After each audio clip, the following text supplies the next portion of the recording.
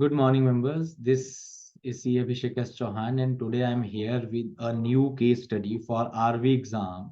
As you all are aware that most of the members are not appearing these days for the exam, so it is difficult to get the new case studies and the questions. Even this case study that I'm going to discuss today is not the exact with the when it comes to the numbers, right? But it is exact when it comes to the concept, right? So this is basically related to valuation of embedded bonds, right? Or the valuations of the bond which is having some options included in it, whether it is a callable bonds or it is a putable bond. So that kind of valuation questions are asked in which you are supposed to calculate the value of the bond if it can be called in 1 year or 2 years and all. Secondly, there are questions in which the value of option of that bond is also going to be calculated. So this concept is, I will not say that the concept is new, but yes, the type of questions or type of case studies they are asking are absolutely new, right? Before I go ahead with the case study or the concept, let me revise you basically 2 or 3 concepts that we have already done. That is the base for this, right? So आपको पता है without understanding the basics or without understanding the concepts, there is no means of going through the case study as it is, because in that situation, if the question will change its data or something, it will be very difficult for you to understand and answer that question or case study in the exam, right? So what are the 2 3 points that we need to remember? If you have not done case study number 63, that is the valuation of American options, then please go through that case study once before going through this video. Go through your mobile app and check the case study number 63 or the American option valuation concept, in which we have discussed one very basic point. हमने एक चीज discuss की थी क्या, कि American options ऐसी options होती हैं जिसमें आपके पास एक्सपायरी डेट से पहले भी उसको एक्सरसाइज करने का राइट होता है, being a buyer of option, right? तो अगर आप बायर ऑफ ऑप्शन हो तो आपके पास एक्सेस डेट से पहले भी आप उस ऑप्शन को एक्सरसाइज कर सकते हो। पर उस समय पे मैंने आपको एक पॉइंट डिस्कस किया था बहुत डिटेल में और बहुत इंपॉर्टेंट कॉन्सेप्ट के साथ, कि even if you are having a right to exercise an option, right? But still, that option will only be exercised by a rational investor if there is any benefit in exercising the option earlier than the expiry date. Simple भाषा में बोले तो बेशक अगर आपके पास एक अधिकार है भी कि आप उसको पहले एक्सरसाइज कर सकते हो, पर पहले फिर भी एक समझदार इंसान तभी एक्सरसाइज करेगा अगर पहले एक्सरसाइज करके कोई फायदा हो रहा होगा, राइट? अगर मुझे अर्ली एक्सरसाइज का राइट है मेरे पास और अर्ली एक्सरसाइज की वजह से नुकसान हो रहा है, then it is of no use, right? तो हम कभी भी उस ऑप्शन को एक्सरसाइज नहीं करते हैं। That is the basic concept that is required over here also. Second, because there are also options are involved. What are those options? Why that kind of options are there? Exactly, very easy concept, but मेरे साथ flow के साथ साथ आपने चलते जाना है। दूसरा एक आप लोगों के पास हमने कॉन्सेप्ट सीखा था, वो आई थिंक 47 या 49 नंबर की स्टडी है, जब आपके पास अलग अलग सालों के अलग अलग डिस्काउंट रेट या इंटरेस्ट रेट हो रहे हो। जब आपके इंटरेस्ट रेट बढ़ जाते हैं या कम हो जाते हैं, तो जब मार्केट में इंटरेस्ट रेट बढ़ते हैं या कम होते हैं, तो obviously based on that investors expectation also started to rise और फॉल। जैसे ही मार्केट में इंटरेस्ट रेट्स बढ़ने शुरू होते हैं, इन्वेस्टर की एक्सपेक्टेशन बढ़ना शुरू होती है, इन्वेस्टर की एक्सपेक्टेशन बढ़ती है, उसी को हम डिस्काउंट रेट की तरह यूज करते हैं। तो अगर उसको डिस्काउंट रेट की तरह यूज करेंगे तो वैल्यू ऑफ द बॉन्ड गिरती चली जाती है, and vice versa is also true, right? Secondly, अगर कभी 2 3 4 सालों के लिए अलग अलग डिस्काउंट रेट अवेलेबल हो, राइट? तो पहले आप लास्ट वाले ईयर से डिस्काउंट करके उससे पिछले वाले साल में लेकर आएंगे वैल्यू को, उस साल का रेट यूज करके। फिर मान लो पहले साल का रेट 10%, दूसरे का 12, तीसरे का 15 है, तो जो लास्ट में कैश फ्लो होगा उसको 15% से डिस्काउंट करके सेकंड ईयर की वैल्यू आएगी, फिर उसको 12% से डिस्काउंट करके सेकंड ईयर फर्स्ट ईयर की वैल्यू आएगी, फिर उसको 10% से डिस्काउंट करके फर्स्ट ईयर जीरो की वैल्यू निकल कर आएगी। ये कॉन्सेप्ट हमने डिटेल में इन्फ्लेशन के कॉन्सेप्ट्स के साथ में सीखा हुआ है, जिसकी स्टडी में आंसर 102.67 आता है। अगर आपने वो केस स्टडी भी नहीं कर रखी है, वो कॉन्सेप्ट नहीं समझ रखा है, तो पहले वो समझिए, फिर इस केस स्टडी पर आइएगा। अगर ये दो बातें आपको क्लियर हैं तो अब तीसरी बात पे हम लोग आते हैं कि what is these embedded bonds. Embedded bonds और embedded value in the embedded option in the bond basically means जब एक इन्वेस्टर किसी कंपनी को डेट देता है तो उनको हम लोग बॉन्ड्स या डिवेंचर्स बोल देते हैं। That means investor is giving some amount to the company against which he will charge some fixed coupon rate of interest, right.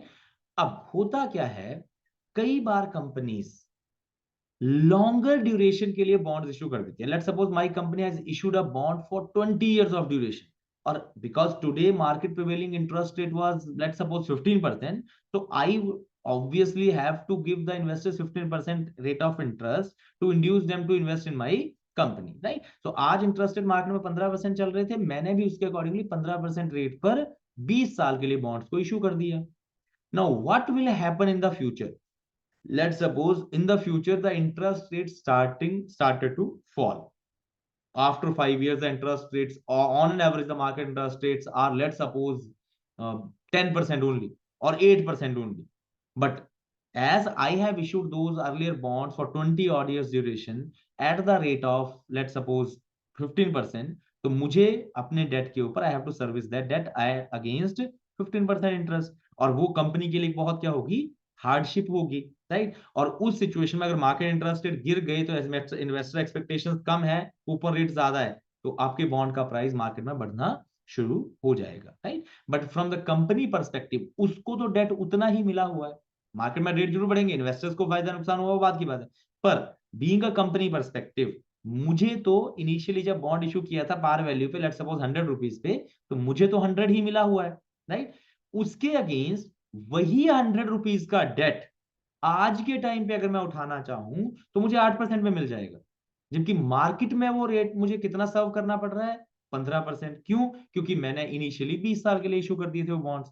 तो ऐसी सिचुएशन से डील करने के लिए कई बार कंपनीज क्या करती हैं, वो ऑफर करती हैं अपने इन्वेस्टर्स को कि हाँ आज हम लोग आपको 15% पे बॉन्ड्स को ऑफर कर रहे हैं, पर अगर कभी कल को जरूरत पड़ी, ऑब्वियसली जरूरी है लॉक इन पीरियड कि 5 साल तक नहीं हम लोग जी वापस लेंगे इसको, but if the company will be of the opinion that it is beneficial to call the bonds. Call the bonds means to give back the money to the investor. तो अगर उसमें वो एक क्लॉज ऐड कर देते हैं कि अगर कंपनी चाहे तो उन बॉन्ड्स को कॉल कर सकती है, इस तरीके के बॉन्ड्स को हम लोग बोलते हैं कॉल एबल बॉन्ड्स। अब ये हमें ज्यादातर पर्सन को क्लियर होगी पॉइंट, राइट। बट अब एक कुछ इन डेप्थ चीजें, कोई कंपनी बॉन्ड्स को कॉल करना क्यों और किस सिचुएशन में चाहती है, जब मार्केट में इंटरेस्ट गिरने की संभावना हो। वो कॉल ऑप्शन का इस्तेमाल कब करना चाहेगी, जब मार्केट में इंटरेस्ट गिरने की संभावना हो और पुराने बॉन्ड्स को कॉल करके नए बॉन्ड्स कम रेट पर इशू करने की पॉसिबिलिटीज बन रही, राइट। तो इस तरीके के ऑप्शन को हम लोग क्या बोलते हैं, कॉल ऑप्शन। तो इस समय पर टेक्निकली जो कंपनी है उसके लिए एक बेनिफिशियल सिचुएशन होती है कि अगर मार्केट में रेट्स कल को बढ़ते चले जाएंगे तो हमें कोई प्रॉब्लम नहीं है, बट अगर गिरेंगे then we will exercise this option. तो टेक्निकली अगर आप समझें, और इसीलिए ऑप्शन कॉन्ट्रैक्ट्स को, ऑप्शंस को समझना बहुत जरूरी है, डिटेल में आप लोगों ने सीखा हुआ क्लासेस में। ये जो कॉन्ट्रैक्ट है, ये जो एक अरेंजमेंट है एम्बेडेड ऑप्शंस का, इसमें बेसिकली कंपनी दो चीजें कर रही है, एक चीज नहीं कर रही। एक तो वो अपना बॉन्ड इशू कर रही है, राइट, या बॉन्ड बेच रही है, साथ में एक कॉल ऑप्शन खरीद रही है, राइट। साथ में क्या कर रही है, कहीं ना कहीं कॉल ऑप्शन खरीद रही है, right.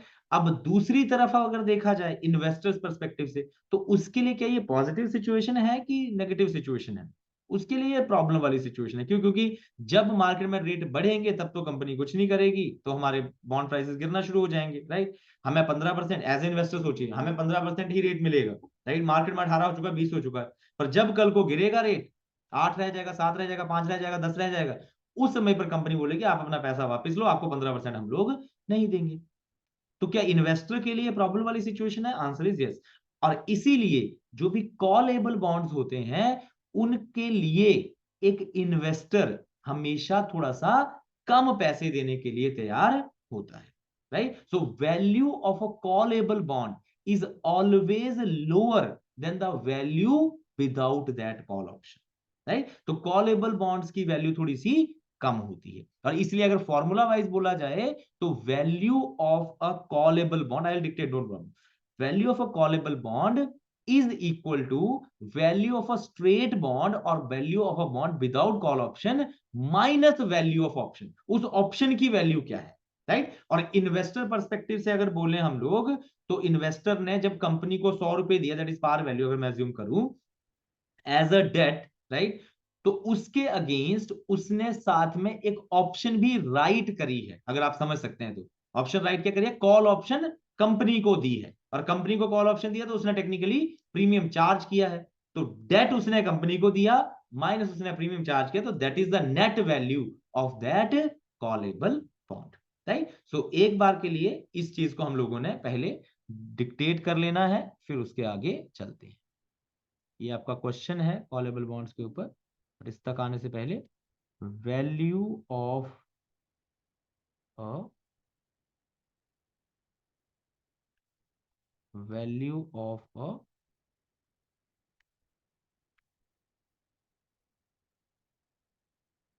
Value of a callable bond is equal to value of a straight bond minus value of call option, value of call option. और इसी से आप अगर value of call option interpret करना चाहें, value of call option is equal to, अगर interpolate करें आप तो कॉल ऑप्शन ये इस तरफ चला जाएगा, ये इस तरफ आ जाएगा इसकी जगह पर, तो value of a straight bond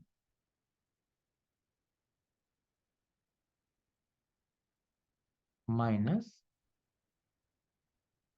value of a callable bond,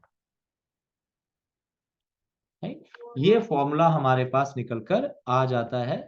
कोई मुश्किल नहीं है ज्यादा, अगर इतना आप समझ सकते हैं तो आगे क्वेश्चन 2 मिनट में सॉल्व करके मैं आपको बता दूंगा। दूसरे बॉन्ड की डिस्कशन करते हैं, दूसरे टाइप की एम्बेडेड ऑप्शन की डिस्कशन करते हैं, जिसको बोलते हैं हम लोग put able bond, right? Put able bond, put option किसके पास होती है, इन्वेस्टर के पास होती है। पुट का मतलब होता है राइट टू सेल, राइट? अब मैं एज ए इन्वेस्टर एक बॉन्ड खरीद कर आ गया कंपनी से, राइट, मैं एज ए इन्वेस्टर कंपनी से एक बॉन्ड खरीद कर आ गया। अब क्या हुआ कि मार्केट में इंटरेस्ट रेट बढ़ने शुरू हो गए। अब मुझे तो जिस रेट पर मैंने बॉन्ड लिया है वही कूपन मिलेगा, पर मार्केट में इंटरेस्ट रेट बढ़ रहे हैं। तो उस सिचुएशन में मैं क्या कर सकता हूं, मैं अपने इस बॉन्ड को रिडीम करके या इस बॉन्ड के अगेंस्ट अपना पैसा वापस लेकर किसी हायर रेट ऑफ इंटरेस्ट वाले बॉन्ड्स में इन्वेस्ट कर सकता हूं, राइट? तो ये अगर करना हुआ तो इसके लिए मेरे पास ऑप्शन होनी चाहिए कि मैं जब चाहूं तब अपने बॉन्ड्स को कंपनी को वापस कर सकूं, राइट? सो दिस कंपनी को वापस करना bond is means selling the bond, right to sell that bond to the company. Bond बेचना है, पैसा वापस लेना है, ताकि मैं हायर रेट ऑफ इंटरेस्ट पर इन्वेस्ट कर सकूं। तो टेक्निकली देखा जाए तो कॉल ऑप्शन तब कंपनीज एक्सरसाइज करती हैं जब मार्केट में इंटरेस्ट रेट गिर रहे हो, और पुट ऑप्शंस इन्वेस्टर्स तब एक्सरसाइज कर सकते हैं जब मार्केट में रेट्स, इंटरेस्ट रेट्स बढ़ रही हैं, राइट? बट इस बार जो राइट है, जो अधिकार है, वो किसके पास आया, इन्वेस्टर के पास। अगर अधिकार इन्वेस्टर के पास आया तो उस अधिकार को लेने के लिए प्रीमियम देना पड़ेगा कि रिसीव होगा, सर इस बार प्रीमियम देना पड़ेगा। तो इन्वेस्टर के परस्पेक्टिव से सोचें तो उसके पास एक एक्स्ट्रा राइट है, उस एक्स्ट्रा राइट के लिए वो एक्स्ट्रा प्रीमियम देने के लिए भी तैयार हो जाता है। और इसीलिए हम लोग बोलते हैं कि the value of a putable bond, value of a putable bond is equal to value of a straight bond, जिसके ऊपर कोई अधिकार नहीं है, राइट, बीच में बेचने का, plus value of put option. उस ऑप्शन को लेने के लिए आप कितना पैसा देने के लिए तैयार हो जाते हो, राइट? वाइसे वर्सा अगर देखें, अगर इसी से हम लोगों ने फॉर्मूला इंटरपोलेट करना हो तो value of put option is equal to value of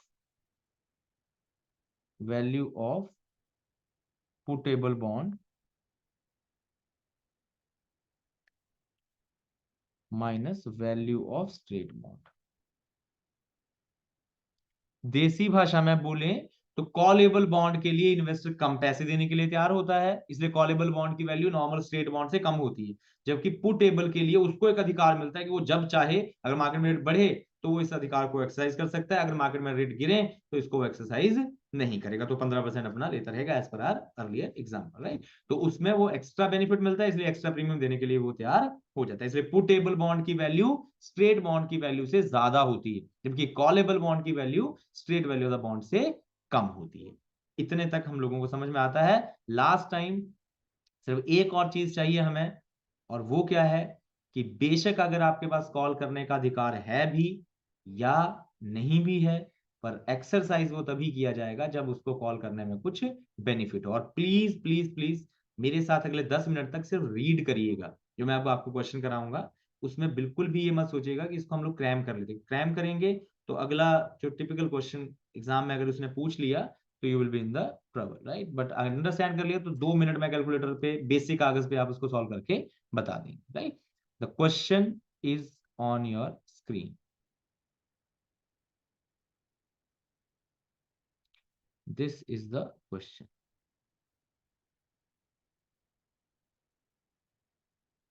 case study number 97।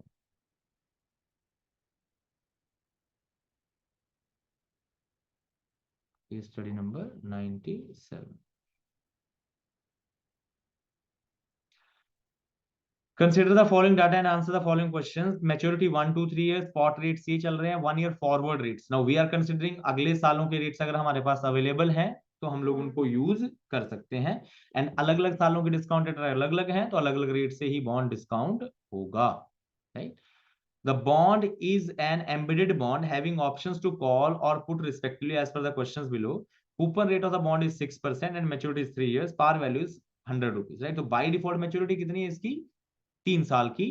पर हाँ, पहले साल में और दूसरे साल में नीचे लिखा हुआ है calculate the value of a callable bond if the bond is callable at 1 year और सेकेंड ईयर एंड। तो 1 ईयर सेकेंड ईयर एंड में से तभी कॉल किया जाएगा जब इसको कॉल करने में क्या होगा?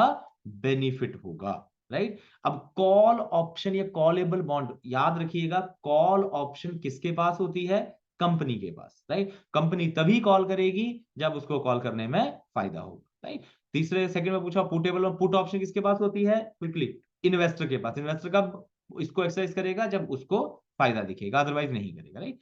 थर्ड है value of the straight bond, fourth है value of call option callable bond, और फिफ्थ है पुटेबल बॉन्ड, राइट। सबसे पहले मैं कैलकुलेट कर रहा हूं value of a straight bond quickly.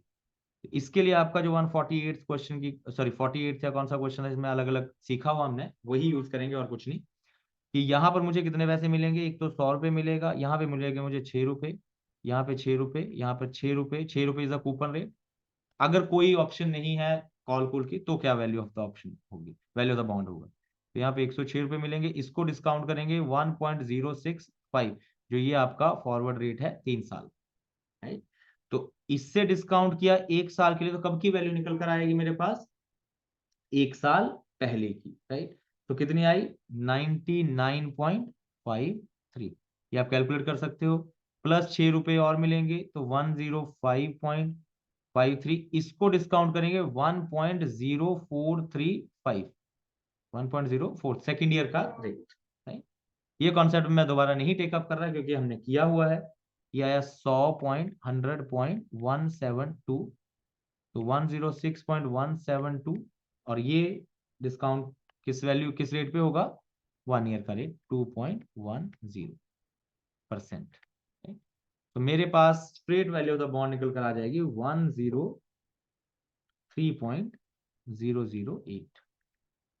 एक बार कैलकुलेशन चेक कर लीजिएगा ये सही है या नहीं, राइट।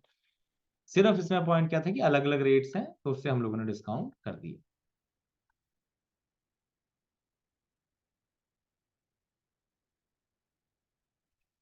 सेकंड मेरे पास अब पॉइंट आता है जिसके लिए हम लोग इतनी देर से डिस्कशन कर रहे हैं कि अगर वो बॉन्ड जो है वो फर्स्ट या सेकंड ईयर पे कॉल करने का राइट है कंपनी के पास, ऑप्शन है कंपनी के पास, तो वैल्यू ऑफ द बॉन्ड क्या निकल कर आएगी।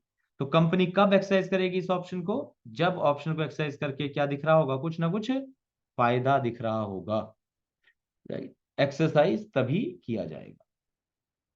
अब स्क्रीन पर ध्यान दीजिएगा अगले 2 मिनट के लिए, फिर ये क्वेश्चन खत्म है। फिर पुट ऑप्शन के लिए चाहे आप खुद भी कर सकते हैं।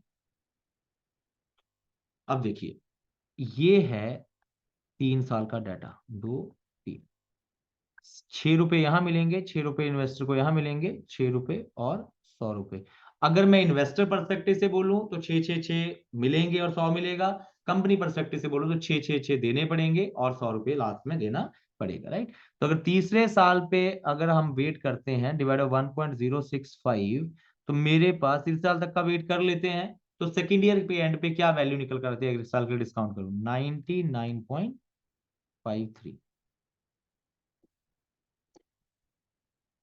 अब मुझे सोचकर बताइएगा, आराम से, जल्दबाजी नहीं, ये पॉइंट ही टिपिकल है, ये पॉइंट ही समझना है बस, इसके अलावा कुछ भी समझने के लिए ज्यादा इस कॉन्सेप्ट में नहीं है। अगर ये आपने सीख लिया तो एम्बेडेड वैल्यू ऑफ ऑप्शन निकल गई। दूसरे साल के एंड पे मैं खड़ा हूं, जो बॉन्ड की वैल्यू है, जो उसकी फेयर वैल्यू है, वो है 99.53 रुपीज, राइट। जो आज के दिन पे दूसरे साल के एंड पे उस बॉन्ड की वैल्यू वो कितनी आई? 99.53 रुपीज। जबकि अगर आज कंपनी इस बॉन्ड को इन्वेस्टर से कॉल कर ले तो कंपनी को तो डेट वापस देना पड़ेगा, ऑब्वियसली सर। अगर कंपनी इसको आज कॉल कर ले तो इन्वेस्टर को कितना पैसा देना पड़ेगा इस 99.53 के बॉन्ड के बदले में? 100 रुपए। That is the par value we are assume. अगर प्रीमियम पे हो या कुछ हो वो अलग बात है, राइट। वो दिया होगा तो मानेंगे, नहीं तो नहीं, राइट। बट अगर पार पे भी है तब भी आज किसी चीज की वैल्यू 99 रुपए 53 पैसे है, उसी के लिए अगर कंपनी अपनी कॉल करने की पावर का इस्तेमाल करती है तो इन्वेस्टर को आज उसे देने पड़ेंगे 100 रुपए। क्या कंपनी के अगर आप मालिक हो तो क्या किसी चीज की जिसकी वैल्यू 99 रुपए हो उसके लिए आप 100 रुपए देंगे कभी? और वो भी मर्जी आपकी है, कॉल ऑप्शन है आपके पास। Answer is no, right. So there is no benefit. अब आया अमेरिकन ऑप्शन वाला कॉन्सेप्ट। यहां पर कॉल ऑप्शन को एक्सरसाइज करने का कोई बेनिफिट नहीं है। अगर कोई बेनिफिट नहीं है तो बात खत्म है फिर, नो कॉल ऑप्शन एक्सरसाइज। तो टोटल 105 रुपए 53 पैसे हमें मिलेंगे, यहाँ 6 रुपए कूपन भी मिलेगा साथ में। तो एक साल पहले देख लेते हैं भला कॉल करने की कोई बेनिफिट होगा या नहीं, तो कॉल तभी किया जाएगा अगर कोई बेनिफिट होगा, राइट। तो 105.53 डिवाइड बाई 1.0435, 4.35। अब गिरे रेट मार्केट में, राइट। हमारा कूपन कितना पे हो रहा था? 6%। अब मार्केट में रेट गिरा, पहले तो 6.5 था, अब मार्केट में रेट गिरा, तो अब देखते हैं वाला हमें फायदा होगा या नहीं। तो यहाँ पे क्या वैल्यू आती है फिर मेरे पास? 100.172। अब ध्यान दीजिएगा, लास्ट टाइम ये सीख लिया, खत्म। मेरे पास, मैं कंपनी हूं, मेरे पास एक अधिकार है कि मैं अगर चाहूं तो एक साल के एंड पे भी इन्वेस्टर को पैसा वापस कर सकता हूं। अगर मैं उसको कॉल कर लूं बॉन्ड को तो मुझे कितना पैसा देना पड़ेगा उसको? 100 रुपए। जबकि उस बॉन्ड की आज कीमत कितनी है? 100.172। थोड़ा फर्क है पर हाँ मार्जिनल फर्क है, एक्स्ट्रा पैसे। आज उस बॉन्ड की वैल्यू ज्यादा है, मतलब अगर हम उसको कैरी करें तो मुझे फ्यूचर में जो बेनिफिट देने पड़ेंगे उनकी आज की वैल्यू है 100 रुपए 172 पैसे। अगर आज ही एज ए कंपनी पर्सपेक्टिव बोल रहा हूं, आज ही दे के खत्म कर दूं तो 100 रुपए में बच जाऊंगा। तो अगर एक जेन्युइन कंपनी करना चाहे तो क्या वो इस कॉल ऑप्शन को एक्सरसाइज करेगी? Answer is yes. And in that situation how much amount the company will pay? The answer is 100 rupees, right. And 100 option is exercise, you can see option और call option is exercise. बस यही समझना था। 106 रुपए मिले divide by 1.0210, 2.10%। अगर discount किया तो मेरे पास वैल्यू आ गई 102.84। तो अगर कॉल ऑप्शन को एक्सरसाइज करती है कंपनी तो उसकी वैल्यू ऑफ कॉल है, तो उसकी वैल्यू ऑफ द बॉन्ड है 102 रुपए 84 पैसे। अगर नहीं कॉल करती है तो वैल्यू ऑफ द बॉन्ड है 103.008। तो आपके पास what is the value of call in दोनों का डिफरेंस? 103.008 रुपीज नॉर्मल बॉन्ड के लिए देने के लिए इन्वेस्टर तैयार है। बट अगर आप कंपनी ने बीच में राइट अपना बीच में डाल दिया कि हमारी मर्जी करेगी, हम वापस बुला लेंगे, तो इन्वेस्टर सिर्फ कितना पैसा देने के लिए तैयार होगा? 102.84। तो then what will the value of the call option? 0.169 approximately, right? So this will be the answer of this part. This will be the answer of the answer of this part is 103.008 और value of put sorry callable bond first part का answer है 102.84। Last time मैं revise करा रहा हूं, एक बार फिर से देख लीजिए। जब तीसरे साल पे बॉन्ड को कॉल किया करें अगर, तो सेकंड ईयर के एंड पे वैल्यू आती है 99.53। अगर कंपनी आज कॉल कर ले तो 99 रुपए की चीज के लिए उसको 100 रुपए देने पड़ जाएंगे, मर्जी कंपनी की है। तो क्या बुलाएगी कंपनी अपने पैसे को? Answer is no, right? वहीं पे जब दूसरे, तो 99.53 को हम लोगों ने मान लिया कि यही हमारा आउटफ्लो होगा, इससे ज्यादा नहीं। उसको एक साल और के लिए कूपन रेट ऑब्वियसली मिलेगा, देना पड़ेगा। दूसरे साल के एंड पे हम कॉल नहीं करेंगे। फर्स्ट ईयर के एंड पे अगर देखें तो उस सिचुएशन में हमारे पास अगर वैल्यू ऑफ द बॉन्ड देखें तो वो 100.172 है। दैट मींस एक ऐसी चीज जिसके लिए फ्यूचर में बेनिफिट्स कंपनी को देने पड़ेंगे 100.172, या उसकी फेयर वैल्यू है 100.172, जिसके लिए आज वो सिर्फ 100 रुपए देके बच सकती है, क्योंकि उसके पास राइट था कि वो बॉन्ड को कॉल कर सकती है, राइट? तो उस सिचुएशन में कॉल करना बेनिफिशियल, इसलिए कंपनी का आउटफ्लो कितना होगा फिर? 100 रुपए सिर्फ, राइट? तो उस टाइम पे कॉल करना बेनिफिशियल है। तो डिस्काउंट किया तो मेरे पास वैल्यू निकल कर आई 102 रुपए 84 पैसे with the option, right? So this is the valuation of embedded options, right? Second part, अब जल्दी से, थोड़ा सा जल्दी से, कि अगर यहीं पे पुट ऑप्शन हो, अब आपने बस ये रीड करना है कि अब मर्जी किसकी है? इन्वेस्टर की, राइट? तो यहां पर वही 106 रुपए 6 रुपए 6 रुपए, राइट? डिवाइड 1.065, ये तो रेट सेम ही था। तो सेकेंड ईयर पे वैल्यू 99.53। अब आराम से, कोई जल्दबाजी नहीं, इन्वेस्टर हो आप।